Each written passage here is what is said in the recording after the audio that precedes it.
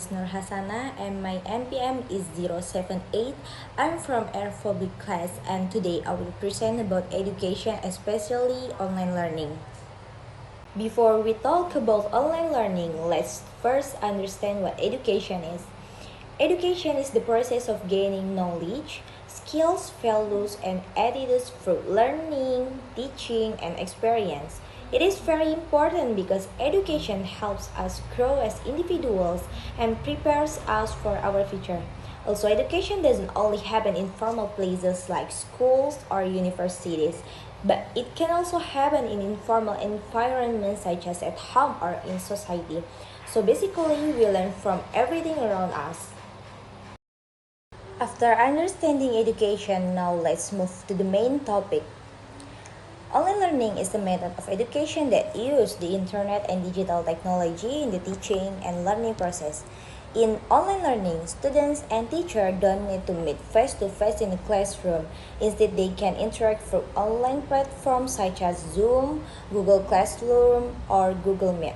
One of the main advantages of online learning is flexibility because students can study anytime and anywhere as long as they have internet access.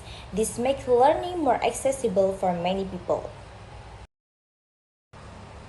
Now, I will share a little bit about my personal experience. I personally experienced online learning during the COVID-19 pandemic. At the time, all learning activities were done from home and we had to adapt to a new system. I usually use my phone or laptop to join online classes through platforms like Zoom and Google Classroom. And in my opinion, online learning was quite interesting because it allowed me to study in a more flexible and comfortable environment. However, it was not always easy. Sometimes I found it difficult to stay focused, especially when learning for a long time. I also felt that something was missing because I couldn't interact directly with my teachers and my friends. So, even though it has advantages, online learning also has challenges for me. From personal experience, now let's see the bigger picture in Indonesia.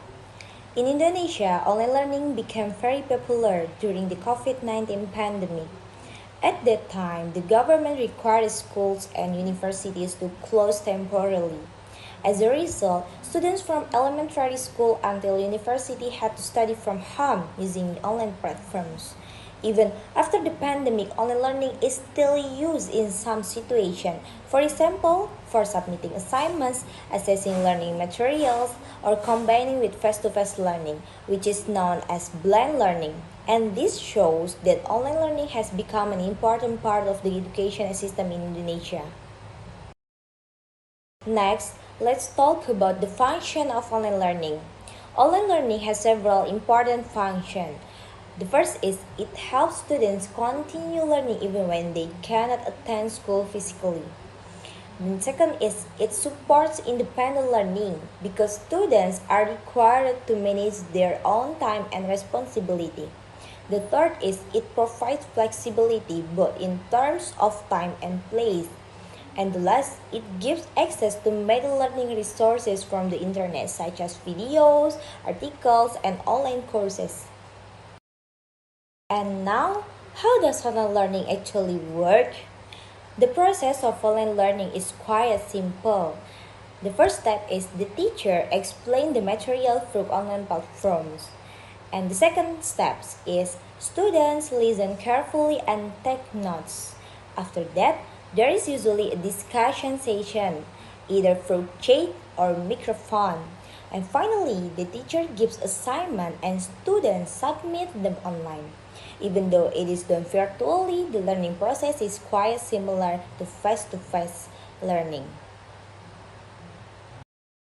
Now, let's look at the advantages. Online learning has many advantages. It is very flexible because students can learn anytime and anywhere. It also saves time and transportation costs since there is no need to travel to school. In addition, students can access many online resources easily. And another advantage is that students can learn at their own pace so they can repeat the material if they don't understand it. However, not everything is perfect. Online learning also has several disadvantages. The first is it requires a stable internet connection which is not always available for everyone. And the second is there is no less interaction between students and teachers which can make learning feel less engaging. And the third is students can easily get distracted, for example, by social media or with their surroundings at home. And the last is online learning can reduce motivation, especially if students feel bored or isolated. And now, let's compare it with face to face learning.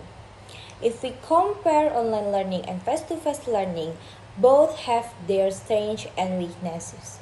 Online learning is more flexible and practical.